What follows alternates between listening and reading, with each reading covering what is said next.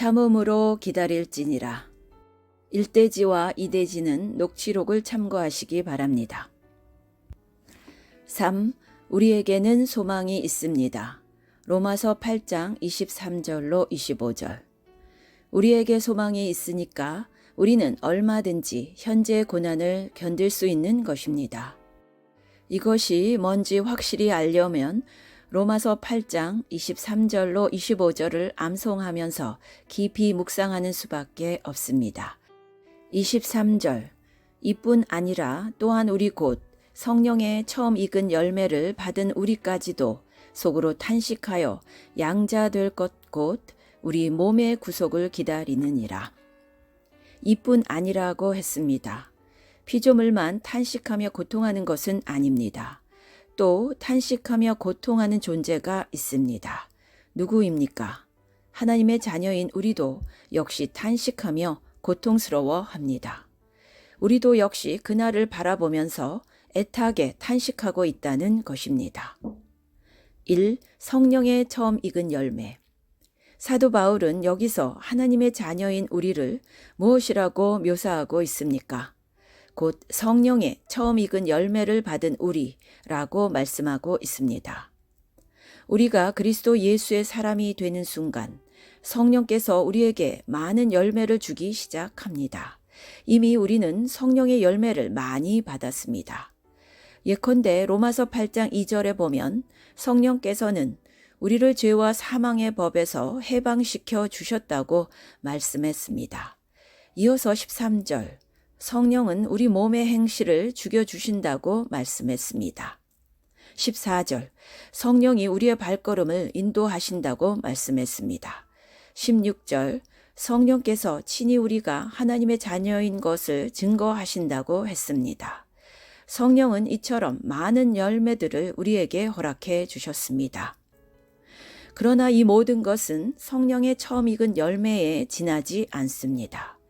음식을 먹을 때는 에피타이저가 먼저 나옵니다.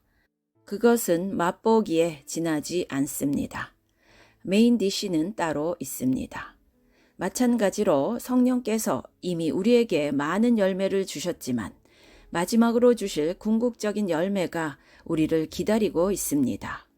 그것은 23절 하반부에서 두 가지로 설명됩니다. 양자 될 것과 우리 몸의 구속입니다. 이 양자 될 것. 이미 우리는 양자의 영을 받았습니다. 그래서 아바 아버지라고 부르짖으면서 하나님께 나아가 우리의 속 사정을 다 아뢰 수 있습니다.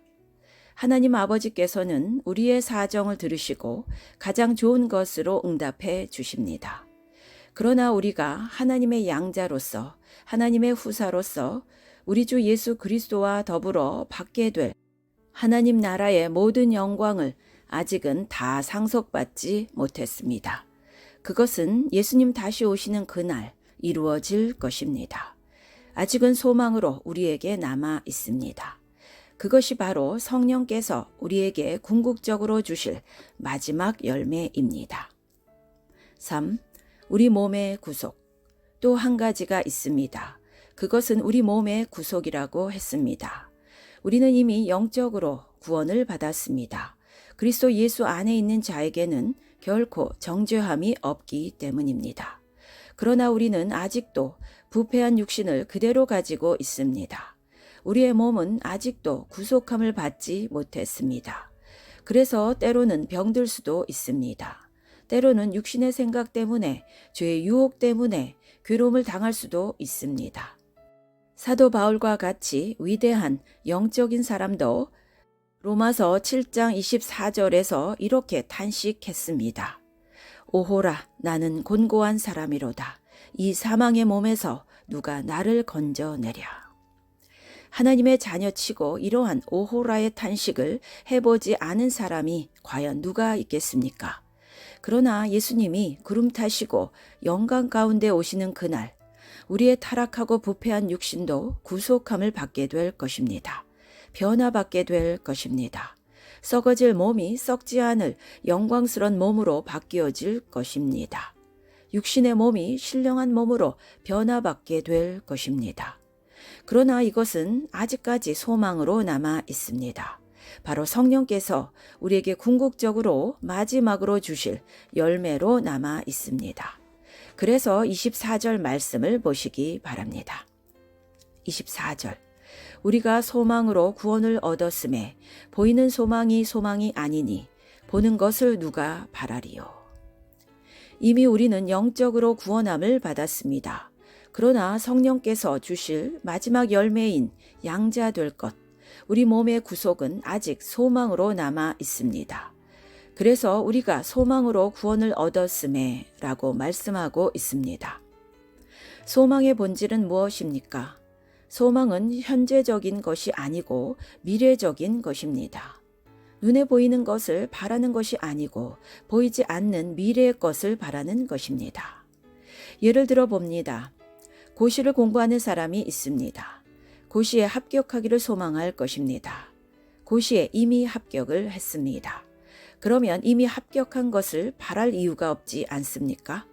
소망은 미래적이고 또 눈에 보이지 않는 것을 바라는 것입니다. 25절 말씀을 보시기 바랍니다. 25절. 만일 우리가 보지 못하는 것을 바라면 참음으로 기다릴지니라. 우리는 보이지 않는 미래적인 일, 곧 우리에게 나타날 영광을 바라보고 있습니다. 양자 될 것, 곧 우리 몸의 구속을 소망 가운데 기다리고 있습니다. 그런데 우리의 소망은 그저 막연히 기대하는 것과는 다릅니다. 왜 그렇습니까? 하나님의 약속이 있기 때문입니다. 하나님은 신실하십니다. 결코 거짓말을 하실 수 없습니다. 약속하신 것을 반드시 이루어 주실 것입니다. 그 약속에 근거해서 우리는 장래에 나타날 영광을 바라보고 있습니다. 그렇다면 우리가 이 땅에 살아가면서 잠깐 당하는 고난을 어떠한 자세로 임해야 되겠습니까? 참음으로 기다리라는 것입니다. 현재의 고난은 참고 장래의 영광은 믿음으로 기다리는 것입니다. 하나님의 약속을 의지해서 기다리라는 것입니다.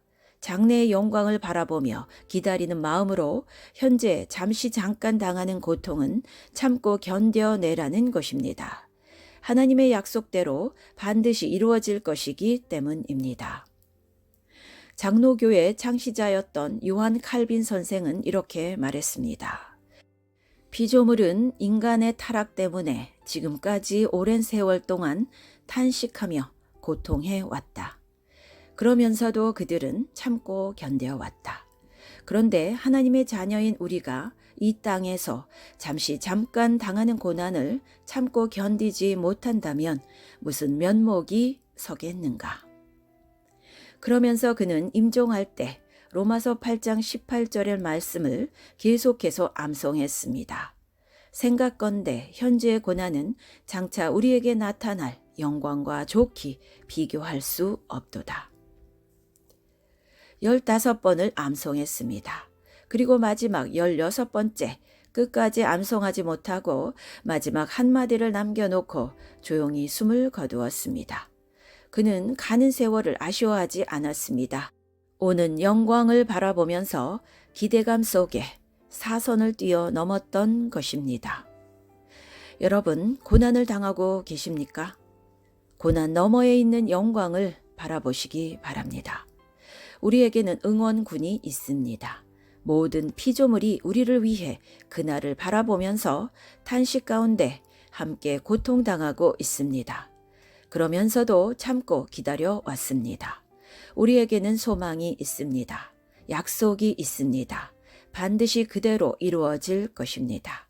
오늘 하나님께서 우리에게 족한 은혜를 베풀어 주시기를 바랍니다.